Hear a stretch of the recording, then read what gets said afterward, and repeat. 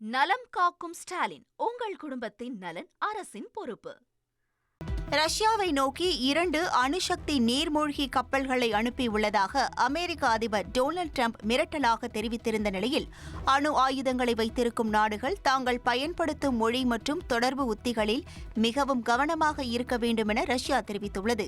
மேலும் டொனால்டு டிரம்பின் இந்த கூற்று அணுசக்தி பதற்றத்தை அதிகரிப்பதாக தாங்கள் கருதவில்லை என்றும், அணு ஆயுத பரவலை தடுப்பது, அணுசக்தியின் அமைதியான பயன்பாட்டை ஊக்குவிப்பது போன்றவற்றை நோக்கமாக கொண்ட சர்வதேச நாடுகள் இடையேயான அணு ஆயுத பரவல் தடை ஒப்பந்தத்தில் ரஷ்யா கவனமாக இருப்பதாகவும் அந்நாட்டு அரசு மாளிகையான கிரெம்ளின் விளக்கம் அளித்துள்ளது. PSLV C-61 தோல்வி குறித்து விரைவில் பிரதமருக்கு அறிக்கை அளிக்கப்பட உள்ளதாக இஸ்ரோ தலைவர் வி. நாராயணன் தெரிவித்துள்ளார். PSLV C-61 EOS 09 விண்வெளி திட்டம் தோல்வியடைந்ததை அடுத்து தேசிய அளவிலான விசாரணை குழு அமைக்கப்பட்டதாக அவர் தெரிவித்துள்ளார். விசாரணை குழு முழுமையான தரவுகளை ஆய்வு செய்துள்ளது என்றும், இன்னும் சில அறிக்கைகள் தயாரிக்கப்படுவதாகவும் அவர் குறிப்பிட்டார். இறுதியாக அனைத்து தகவல்களும் ஒருங்கிணைக்கப்பட்ட அறிக்கை பிரதமர் மோடிக்கு சமர்ப்பிக்கப்படும் என அவர் தெரிவித்தார். இந்த அறிக்கையின் மூலம் எதிர்பாரா தோல்விக்கு பின்னால் உள்ள காரணங்கள் விரைவில் முழுமையாக வெளியிடப்படும் என்று எதிர்பார்க்கப்படுகிறது.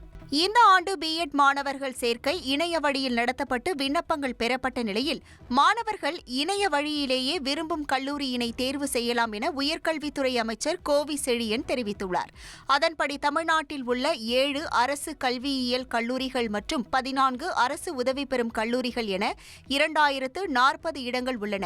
எனவே மாணவர்கள் வரும் 9ஆம் தேதி மாலை 5 மணி வரை தங்கள் விரும்பும் கல்லூரியை இணைய வழியில் தேர்வு செய்ய வழிவகை செய்யப்பட்டுள்ளது.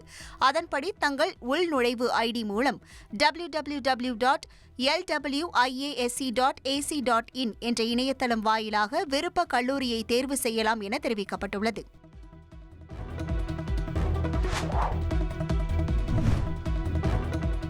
சென்னை உயர்நீதிமன்றம் உங்களுடன் ஸ்டாலின் மற்றும் நலம் காக்கும் ஸ்டாலின் திட்டங்களில் முதல்வரின் பெயரை தொடர அனுமதிக்க கோரி தமிழக அரசு தாக்கல் செய்த மனுவின் விசாரணையை ஆகஸ்ட் 7ஆம் தேதிக்கு தள்ளி வைத்தது.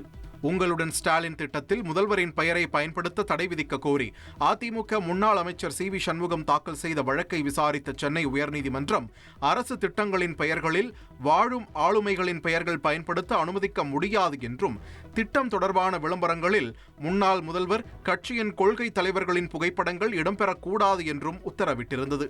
இந்த உத்தரவை மாற்றியமைக்க கோரி நீதிமன்றத்தில் மனு தாக்கல் செய்யப்பட்டது.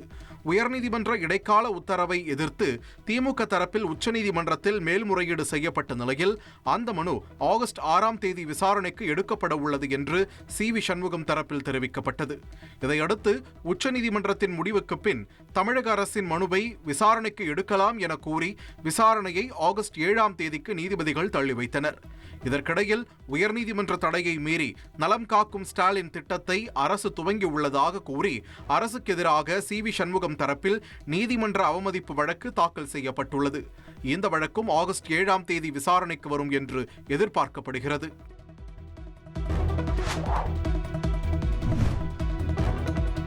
IT ஊழியர் கவின் கொலை வழக்கு தொடர்பாக தேசிய பட்டியலின ஆணையம் விசாரணையை தொடங்கியுள்ளது. தேசிய பட்டியலின ஆணைய தலைவர் கிஷோர் மஹவானா, ஆணைய DIG சன்மீத் கவுர் உள்ளிட்ட 6 அதிகாரிகள் நெல்லைக்கு வருகை தந்து விசாரணையை தொடங்கியுள்ளனர். அதன்படி மாவட்ட ஆட்சியர், தூத்துக்குடி மற்றும் நெல்லை மாவட்ட ஆதிதிராவிடர் மற்றும் பழங்குடியினர் நலத்துறை அதிகாரிகள், கவின் கொலை வழக்கு விசாரணை அதிகாரி மற்றும் காவல்துறை உயர் அதிகாரிகளுடன் ஆலோசனை நடத்தினர். தொடர்ந்து இன்றைய தினம் வழக்கு தொடர்பாக எடுக்கப்பட்ட நடவடிக்கைகள் குறித்தும், கொலை நடந்த இடத்திலும் ஆய்வு மேற்கொள்ள உள்ளனர். மேலும் கவின் வீட்டிற்கும் சென்றும் விசாரணை நடத்த திட்டமிட்டுள்ளனர்.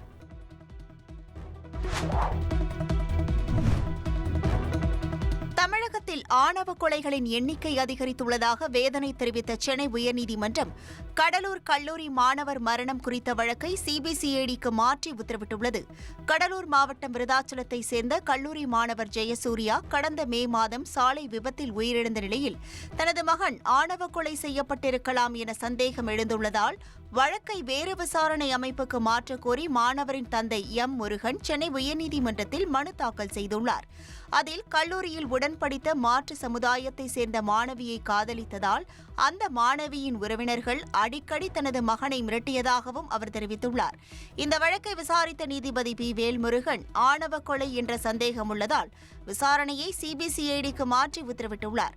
மேலும் தமிழகத்தில் ஆணவ கொலை தொடர்ந்து அதிகரித்து வருவதாக கூறிய நீதிபதி, துரதிருஷ்டவசமாக இதற்கு முற்றுப்புள்ளி வைக்கப்படவில்லை என்றும் ஆணவ கொலை அதிகரித்து வந்தாலும் உண்மை வெளியில் வருவதில்லை எனவும் வேதனை தெரிவித்துள்ளார். நலம் காக்கும் ஸ்டாலின், உங்கள் குடும்பத்தின் நலன் அரசின் பொறுப்பு.